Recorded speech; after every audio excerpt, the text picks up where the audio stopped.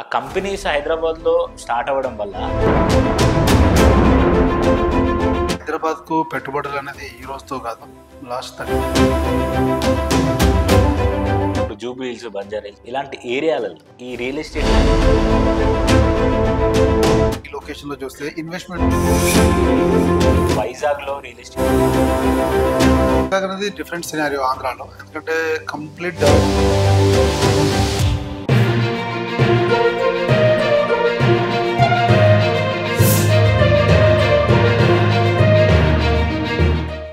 Hi hello నమస్తే, welcome to social post. ఈ రోజు మనతో మళ్ళీ real estate expert Rajesh Reddy గారు ఇవాళ మనతో స్టూడియోలో ఉన్నారు. లాస్ట్ టైం మీకు సంబంధించి ఏదైతే రియల్ ఎస్టేట్ కి సంబంధించి మీకున్న సందేహాలకి సమాధానాలు సారిచ్చారు. ఇప్పుడు కూడా మళ్ళీ కొన్ని కొత్త ప్రశ్నలతోని అప్పుడు మనం హైదరాబాద్ చుట్టుపక్కల గురించి మాట్లాడుకున్నాం. ఇప్పుడు హైదరాబాద్ లోపల మనం ఎక్కడ పెట్టుబడులు పెడితే బాగుంటుంది, జూబ్లీ హిల్స్, బంజారా హిల్స్ ఇలాంటి ఏరియాలలో పెట్టుబడులు ఎలా ఉంటాయి, అండ్ ఇంకొకటి చాలా కంపెనీస్ అనేది ఇక్కడ స్టార్ట్అప్ కంపెనీస్ అనేవి వస్తున్నాయి కదా, ఆ కంపెనీస్ ప్రభావం ఎలా ఉంటుంది రియల్ ఎస్టేట్ మీద, లేకపోతే రియల్ ఎస్టేట్ వాటికి అనుసంధానంగా ఎలాంటి ఇంప్రూవ్మెంట్స్ ఉంటాయి, ఇలాంటి విషయాలన్నీ మనం సార్తో మాట్లాడి తెలుసుకుందాం. ముందుగా సార్ని మనం వెల్కమ్ చేద్దాం. Hi sir. హలో, ఎలా ఉన్నారు సార్? బాగున్నాను.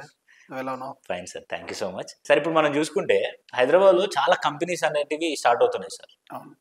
ఆ కంపెనీస్ హైదరాబాద్లో స్టార్ట్ అవ్వడం వల్ల రియల్ ఎస్టేట్కి కలిగే ప్రాఫిట్ ఏంది, బెనిఫిట్ ఏంది, లేకపోతే నష్టం ఏంటి? అంటే మనకు హైదరాబాద్కు పెట్టుబడులు అనేది ఈ రోజుతో కాదు, లాస్ట్ 30 years నుంచి మనకు హైదరాబాద్లో పెట్టుబడులు అనేది విపరీతంగా పెరిగిపోయాయి. అవును సార్. ఎందుకంటే మన హైదరాబాద్ అనేది ఇక్కడ ఐటీతో పాటు ఏంటంటే ఇక్కడ ఫార్మా, లైఫ్ సైన్సెస్ హబ్స్ బాగా పెరిగిపోయాయి. మ్యానుఫ్యాక్చరింగ్ ఇండస్ట్రీ కూడా మనకు ఫస్ట్ నుంచి ఉంది ఇక్కడ. సో దానివల్ల ఏమవుతుందంటే ఇక్కడ ఇండస్ట్రీ పరంగా, ఇక్కడ ఐటీ పరంగా, ఇటు ఎడ్యుకేషన్ పరంగా డెవలప్ అవుతున్నటువంటి హైదరాబాద్ ఈ మహానగరంలో ఇన్వెస్ట్మెంట్ ఎవరైనా కంపెనీ ఇన్వెస్ట్ చేయడానికి వచ్చినప్పుడు డెఫినెట్ గా గవర్నమెంట్ నుంచి వాళ్ళకి ఇచ్చేటువంటి బెనిఫిట్స్ ఉంటాయి. వాళ్ళు రావడం వల్ల గవర్నమెంట్ కి వచ్చేటువంటి benefits, tax benefits, employment benefit ఇదంతా కూడా ఉంటుంది. కాబట్టి ఒక కంపెనీ రావడం వల్ల గవర్నమెంట్ ట్యాక్స్ బెనిఫిట్స్ తో పాటు ఎంప్లాయ్మెంట్ జనరేషన్ చేసే ప్రక్రియ కూడా జరుగుతుంది. సో ఎందుకంటే కంపెనీ మన స్టేట్ లో గానీ మన సిటీలో గానీ ఇన్వెస్ట్ చేస్తున్నప్పుడు డెఫినెట్ గా కంపెనీ నుంచి ఎంఓయూ జరుగుతుంది. ఎంఓయూ జరిగినప్పుడు యాజ్ పర్ వాళ్ళు ఎంత ఇన్వెస్ట్ చేస్తున్నారు, ఎంత ఎంప్లాయ్మెంట్ క్రియేట్ చేస్తున్నారు అనేది ఎంఓయూలో పొందుపరచడం జరుగుతుంది. సో అలాంటప్పుడు ఇన్వెస్ట్మెంట్ రావడంతో పాటు మనకి ఇక్కడ ఎకానమీ పెరుగుతుంది. సేమ్ టైం మన దగ్గర ఉన్నటువంటి యువతకి ఎంప్లాయ్మెంట్ వచ్చే అవకాశం కూడా ఉంటుంది. సో దానివల్ల ఏమవుతుందంటే ఎకానమీ పెరగడం వల్ల, దాంతో పాటు ఎంప్లాయ్మెంట్ పెరగడం వల్ల ఆ సరౌండింగ్ ఉన్నటువంటి మార్కెట్ కు రేటు వాల్యూ పెరిగే అవకాశం ఉంటుంది. సేమ్ టైం ఇక్కడ అర్బనైజేషన్ కూడా అవ్వడానికి ఎక్కువ ఉంటుంది. ఎక్కడైతే జాబ్, ఎంప్లాయ్మెంట్ క్రియేట్ అయి ఉంటుందో ఆ సరౌండింగ్ లో హౌసెస్ కానీ లేదా రెంటల్ పరంగా కానీ డిమాండ్ వచ్చే అవకాశం ఉంటుంది. లేదా ఫ్యూచర్ రియల్ ఎస్టేట్ ఇన్వెస్ట్మెంట్ కూడా చాలా బాగుంటుంది. సో కంపెనీ రావడం వల్ల ఎప్పుడు కూడా మనకు పాజిటివ్ గానే చూడాలి.